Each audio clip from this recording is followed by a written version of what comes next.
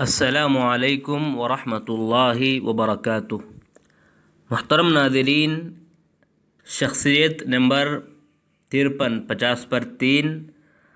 آئیے آج ہم آپ کو ایک ایسی شخصیت سے ملاقات کراتے ہیں جن کے متعلق پرانے لوگ بھی اور نئے لوگ بھی مختلف فی رائے رکھتے ہیں۔ ان کے بارے میں جب پڑھیں گے تو آپ دیکھیں گے بعض آپ کی تعریف میں لگے رہتے ہیں تو بعض آپ کی مذمت کرتے رہتے ہیں۔ کئی لوگ آپ کی تائید کرتے ہیں تو کوئی اعتراض کرتے ہیں۔ میری مراد ہے امام غزالی رحمہ اللہ۔ آپ کا نام محمد بن محمد بن محمد بن احمد طوسی المعروف غزالی، امام غزالی رحمہ اللہ غزالی سے معروف ہیں۔ آپ کی پیدائش طوس کے علاقے میں ہوئی۔ 450 ہجری میں آپ پیدا ہوئے۔ آپ کے والد اون بن کر اپنی دکان میں فروخت کیا کرتے تھے جو کہ طوس میں ہی واقع ہے، اور اسی وجہ سے آپ کا نام غزالی پڑا ہے۔ بعض روایتوں میں یوں ہے کہ غزالہ گاؤں کا نام ہے، اسی لیے آپ کا نام غزالی ہے، اسی کی طرف نسبت ہے۔ امام غزالی رحمہ اللہ کی زندگی مختلف مراحل کی وجہ سے ان کے بارے میں گفتگو کافی لمبی ہے۔ آپ نے آغاز فلسفے سے کیا اور اس میں رسوخ حاصل کیا، پھر فلسفے سے بیزار ہوئے اور اس پر رد بھی لکھا۔ اس کے بعد علم کلام کے سمندر میں غوطہ زن ہوئے اور اس کے اصول و ضوابط اور مقدمات ازبر کیے، لیکن اس علم کی خرابیاں اور تضادات عیاں ہونے کی وجہ سے اس سے رجوع کر لیے، اور ایک مرحلہ ایسا بھی تھا کہ آپ کو متکلم کا درجہ حاصل تھا۔ اس مرحلے میں آپ نے فلسفی حضرات کی خوب خبر لی، اور اسی وجہ سے آپ کو حجت الاسلام بھی کہا جاتا ہے۔ اس مرحلے میں انہوں نے فلسفی لوگوں کے نظریات کو باطل ثابت کیا۔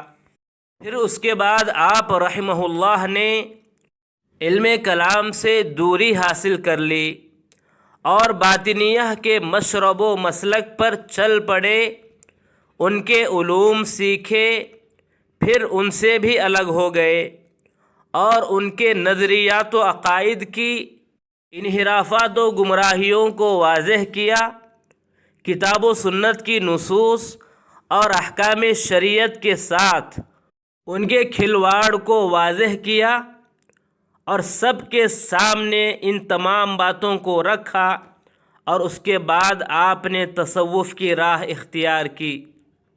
یہ 4 دور ہیں جو غزالی رحمہ اللہ کی زندگی میں آئے ہیں، اور ان کے بارے میں سب سے اچھا تبصرہ ابو عمر ابن الصلاح رحمہ اللہ کا ہے۔ ان کا کہنا ہے کہ ابو حامد غزالی رحمہ اللہ کے بارے میں خوب کلام کی گئی ہے، ان کی حق مخالف کتابوں کی طرف توجہ نہ دی جائے اور ان کی ذات کے بارے میں خاموشی اختیار کرتے ہوئے ان کا معاملہ اللہ کے سپرد کر دیا جائے۔ ایک انصاف پسند شخص ابو حامد غزالی رحمہ اللہ کی ذہانت، فطانت اور نادر زمانہ عبقریت کا انکار نہیں کر سکتا۔ یہی وجہ ہے کہ ان کے بارے میں امام ذہبی رحمہ اللہ نے سیر و اعلام النبلاء میں یوں ذکر کیا کہ غزالی رحمہ اللہ بہت بڑے شیخ، بحر بیکرا، امام، حجت الاسلام، اپنے زمانے کے یگانہ، جن کا لقب زین الدین، کنیت ابو حامد اور نسب محمد بن محمد بن محمد بن احمد طوسی شافعی غزالی ہے۔ آپ کی متعدد تصانیف ہیں۔ آپ کا ذہن غضب کا تھا ابتدائی طور پر اپنے علاقے میں ہی فقہی علوم حاصل کیے، اس کے بعد اپنے طالب علم ساتھیوں کے ساتھ نیساپور منتقل ہو گئے۔ وہاں انہوں نے امام الحرمین کی شاگردی اختیار کی اور فقہ میں تھوڑی سی مدت کے دوران ہی اپنی مہارت کا لوہا منوایا۔ پھر علم کلام، علم جدل، ایسے علوم میں بھی مہارت حاصل کی، یہاں تک کہ مناظرین کی آنکھوں کے مرکز بن گئے۔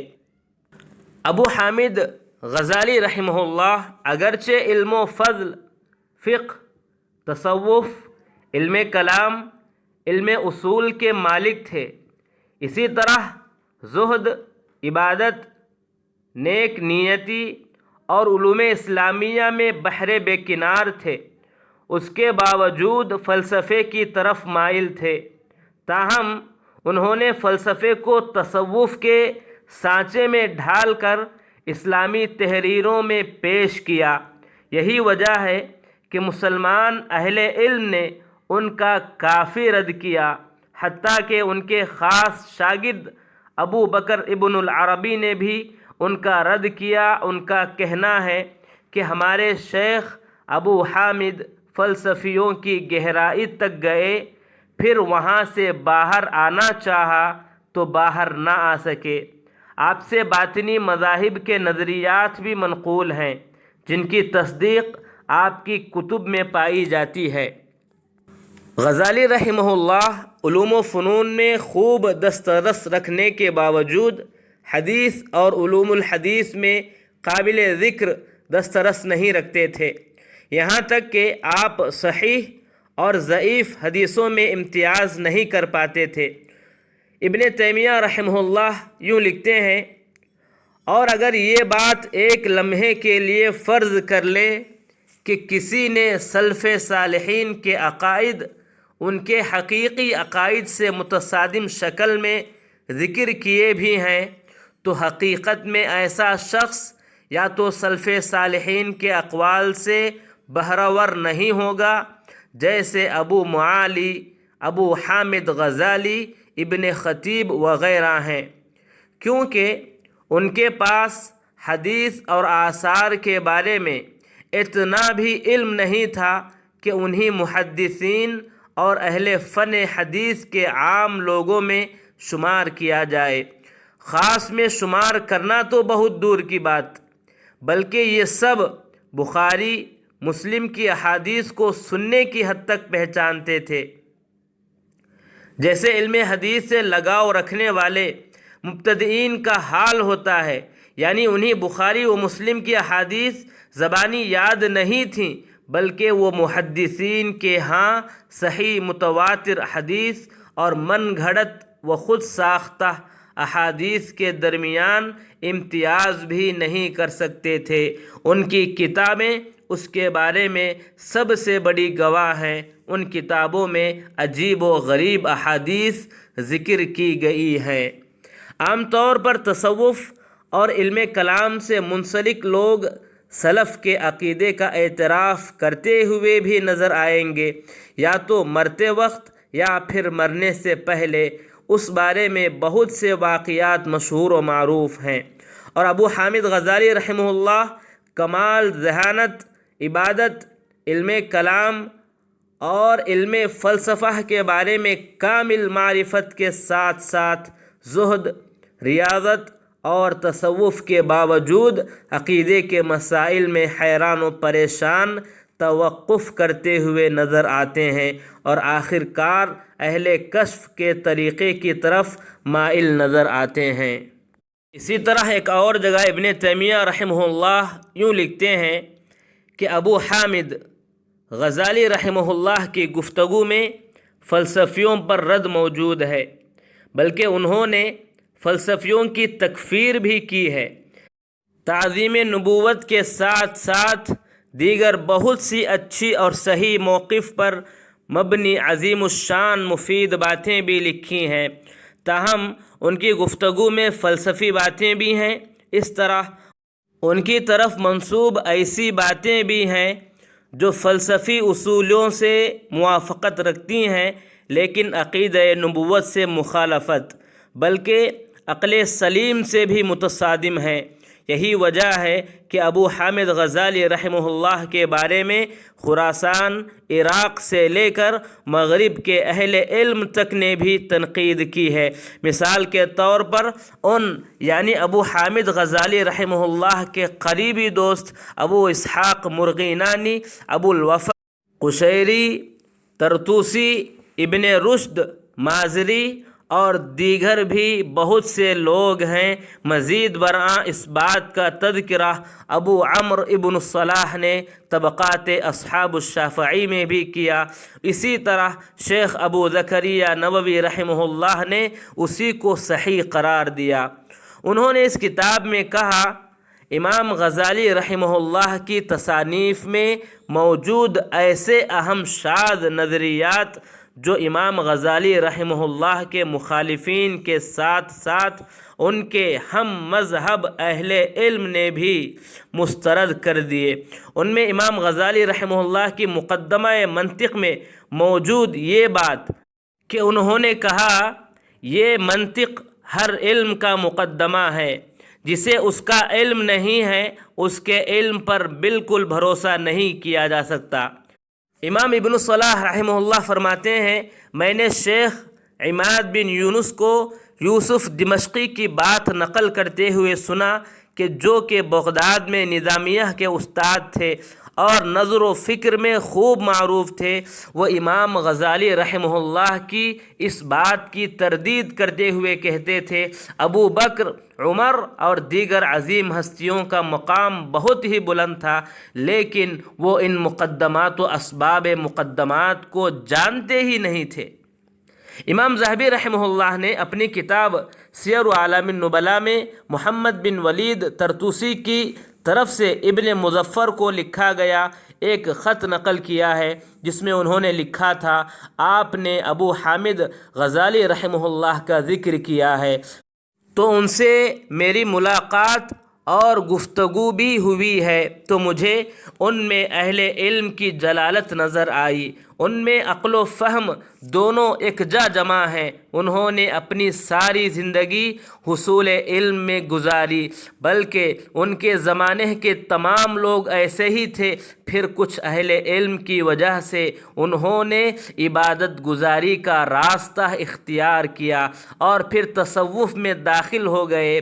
علم و اہل علم سے دوری اختیار کرتے ہوئے تصوف میں داخل ہو گئے، اور علوم خواتر، تصوف میں ایک علم کا نام ہے علوم خواتر، قلبی عبادات اور شیطانی وسوسوں میں پڑ گئے۔ پھر اس علم میں فلسفی آراء اور حلاج کی اصطلاحات بھی شامل کر دیں، اور پھر فقہا و متکلمین پر طعن و تشنیع کرنے لگے، یہاں تک کہ صورتحال بگڑ گئی کہ قریب تھا کہ بے دین ہو جاتے۔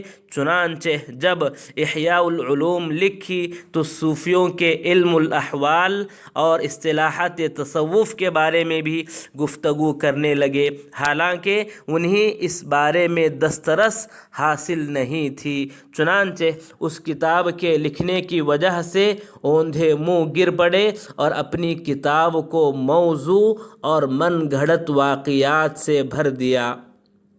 امام ذہبی رحمہ اللہ یہاں پر تعلیق چڑھاتے ہوئے لکھتے ہیں کہ ابو حامد غزالی رحمہ اللہ کی کتاب احیاء العلوم میں متعدد باطل احادیث ہیں، تاہم اچھی باتیں بھی موجود ہیں۔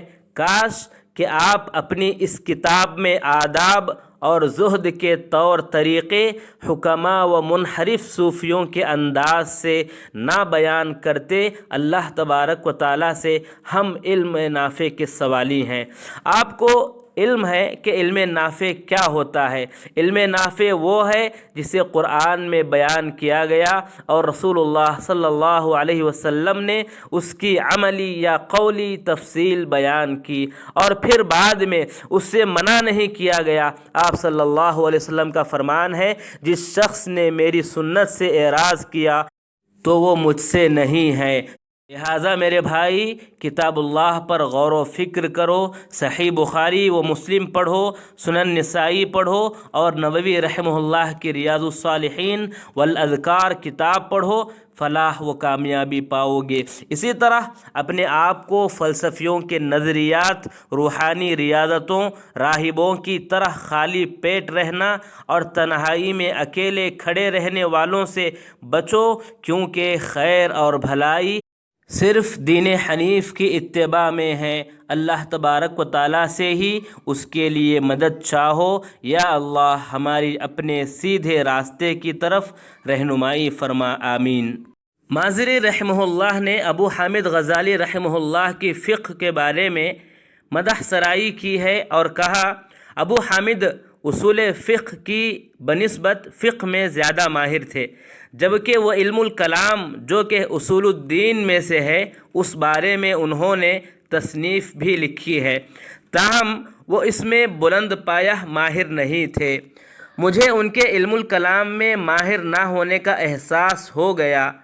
وہ احساس اس طرح ہوا کہ انہوں نے علوم فلسفہ، علم اصول فقہ میں مکمل مہارت حاصل کرنے سے پہلے پڑھنا شروع کیے تھے، اور فلسفہ پڑھنے کی وجہ سے ان میں نظریات پر تنقید اور حقائق پر حملہ آور ہونے کی صلاحیت مل گئی، کیونکہ فلسفی حضرات اپنی سوچ میں مست، شریعت سے دور رہ کر افکار و نظریات اپناتے ہیں۔ مجھے ان کے ایک دوست نے یہ بھی بتلایا کہ وہ اخوان الصفا کے رسائل پڑھتے ہیں۔ اخوان الصفا کے رسائل ایک ایسے شخص نے تحریر کیا ہے جس نے شرعی اور فلسفی علوم پڑھے ہوئے ہیں، تو اس نے اپنی ان تحریروں میں دونوں علوم کو ملا کر پیش کیا۔ اس شخص کا نام ابن سینا سے معروف تھا، جس نے تصنیف کی دنیا میں ہنگامہ برپا کر دیا۔ ابن سینا کو فلسفے پر اتنی مہارت حاصل تھی کہ اس نے بنیادی عقائد کو فلسفے کے روپ میں دھار دیا، اور ایسے کام میں کامیاب بھی ہو گیا جو کسی اور کو کرنے کی ہمت بھی نہیں ہوئی۔ میں نے ان کی کتابوں میں سے کچھ عبارتیں دیکھیں اور نوٹ کیا کہ ابو حامد علوم فلسفہ سے متعلق جتنا حوالہ ان رسائل کا دیتے ہیں وہ اس سے بھی زیادہ استفادہ کرتے ہیں، جبکہ صوفی نظریات کے بارے میں نہیں جانتا کہ انہوں نے کس پر زیادہ اعتماد کیا۔ تاہم امام غزالی رحمہ اللہ کے شاگردوں نے لکھی ہوئی اپنی تعلیقات میں ذکر کیا ہے کہ اس بارے میں وہ بھی ابن سینا کی کتابوں سے لیا کرتے تھے۔ پھر انہوں نے یہ بھی ذکر کیا کہ غزالی رحمہ اللہ ابو حیان توحیدی کی کتب پر زیادہ انحصار کرتے تھے۔ بہرحال میرے نزدیک یہ بات زیادہ قوی ہے کہ انہوں نے تصوف کے بارے میں ابو حیان توحیدی کی کتب پر انحصار کیا ہے۔ بعد میں مجھے یہ بھی بتلایا گیا کہ ابو حیان نے اس بارے میں ایک بہت ہی بڑی تالیف بھی کی تھی، اور کتاب احیاء العلوم میں بہت سی سخت ترین ضعیف روایات ہیں۔ انہوں نے یہ بھی کہا کہ امام غزالی ایسی چیزوں کو بھی اچھا سمجھتے ہیں جن کی کوئی بنیاد ہی نہیں ہے، مثلا ناخن تراشتے ہوئے ابتدا شہادت والی انگلی سے کی جائے، کیونکہ اس انگلی کو تسبیح والی انگلی ہونے کی وجہ سے دیگر پر فوقیت حاصل ہے۔ پھر اس کے بعد درمیانی انگلی کا ناخن تراشے، کیونکہ یہ شہادت والی انگلی کی دائیں جانب ہوتی ہے، اور سب سے آخر میں دائیں ہاتھ کے انگوٹھے کا ناخن کاٹے۔ اس بارے میں انہوں نے ایک اثر بھی نقل کیا۔ امام ذہبی رحمہ اللہ یہاں پر تعلیق چڑھاتے ہوئے لکھتے ہیں کہ یہ اثر من گھڑت ہے۔ ابو الفرج ابن الجوزی رحمہ اللہ کہتے ہیں، ابو حامد غزالی رحمہ اللہ نے احیاء العلوم لکھی، انہوں نے باطل احادیث کی نشاندہی کیے بغیر ہی اسے باطل احادیث سے بھر دیا۔ پھر کشف کے بارے میں گفتگو کرتے ہوئے اصول فقہ سے ہی باہر چلے گئے۔ اسی طرح یہ بھی کہا کہ جن تاروں، چاند اور سورج کو ابراہیم علیہ السلام نے دیکھا تھا وہ اللہ کے نور کے پردے تھے۔ ان باتوں کو ذکر کر کے انہوں نے ان کی تردید بھی نہیں کی، حالانکہ ایسی باتیں باطنی لوگ کیا کرتے ہیں۔ امام غزالی رحمہ اللہ اپنی زندگی کے آخری ایام میں عقیدہ اہل سنہ والجماعہ کی طرف لوٹ آئے تھے اور کتاب و سنت کو مضبوطی سے تھام لیا تھا۔ پھر انہوں نے علم کلام اور اہل کلام کی خوب مذمت کی اور ساری امت کو کتاب و سنت پر کاربند اور اسی کو اپنے لیے مرجع اور مصدر بنانے کی بات کی۔ ساتھ میں صحابہ کرام اور تابعین اعظام کے طریقے کے مطابق عمل کرنے کی نصیحت بھی کی۔ چنانچہ ابن تیمیہ رحمہ اللہ فرماتے ہیں کہ اگرچہ امام ابو حامد غزالی رحمہ اللہ نے اس کے بعد اہل حدیث کے نظریات کی طرف رجوع کر لیا تھا اور پھر اسی مناسبت سے ایک کتاب الجام العوام عن علم الکلام بھی لکھی تھی۔ ابو حامد غزالی رحمہ اللہ کی کتاب الجام العوام عن علم الکلام پر ایک نظر ڈالنے سے ہمیں ان کی زندگی میں تبدیلی کے حقائق بھی معلوم ہوتے ہیں، جس کی متعدد شکلیں اس کتاب میں موجود ہیں۔ نمبر 1، انہوں نے اس کتاب میں عقیدہ سلف کی خوب حمایت کی ہے اور دو ٹوک الفاظ میں کہا ہے کہ حق بات سلف صالحین کا عقیدہ ہی ہے اور جو بھی ان کی مخالفت کرے وہ بدعتی شخص ہے۔ نمبر 2، صفات الہی ثابت کرنے کے لیے ٹھوس الفاظ میں دعوت دی اور انہوں نے تعویل کرنے سے سختی کے ساتھ منع کیا اور ایسی کسی بھی تعویل سے روکا جس کی وجہ سے صفات الہی کو معطل کرنا لازم آئے۔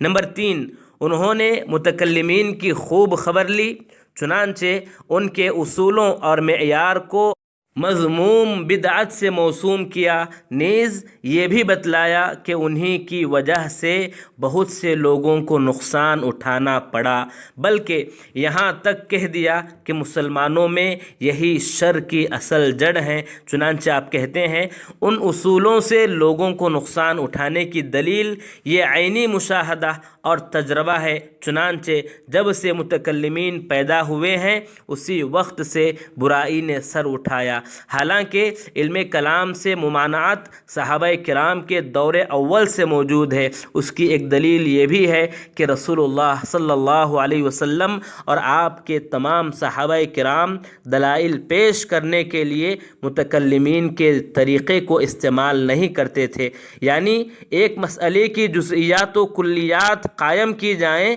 پھر اس کا تجزیہ کیا جائے، اس لیے نہیں کہ انہیں یہ انداز آتا نہیں تھا، بلکہ اگر یہ انداز درست ہوتا تو اس میں بھی خوب دسترس حاصل کرتے اور دلائل کے تجزیے کے لیے اتنی گہرائی تک چلے جاتے جتنے وہ فرائض کے مسائل میں گئے تھے۔ اسی طرح انہوں نے یہ بھی کہا کہ صحابہ کرام رضی اللہ تعالی عنہم اجمعین کو یہود و نصارہ سے گفتگو کرتے ہوئے نبوت محمدی صلی اللہ علیہ وسلم ثابت کرنے کے لیے مناظرے کی ضرورت پڑتی تھی، لیکن پھر بھی انہوں نے قرآنی دلائل سے ہٹ کر دلائل نہیں دیے اور نہ ہی عقلی قیاس آرائی اور مقدمات تشکیل دینے کے لیے ذہن آزمائی کی، کیونکہ انہیں اس بات کا ادراک تھا کہ یہ طریقہ کار مزید فتنوں اور تشویش کا باعث ہے، اور یہ بات مسلم ہے کہ جسے قرآنی دلائل مطمئن نہ کر سکیں تو اسے صرف سیف و سنان ہی مطمئن کر سکتے ہیں، کیونکہ بیان الہی کے بعد کوئی بیان نہیں ہو سکتا۔ اب آئیے آخری بات کریں کہ آپ کا انتقال 505 ہجری کو ہوا۔ انا للہ و انا الیہ راجعون۔ اللہ تبارک و تعالی آپ کی محنت کو قبول فرمائے اور آپ کو جنت الفردوس میں اعلیٰ مقام عطا فرمائے، آمین یا رب العالمین۔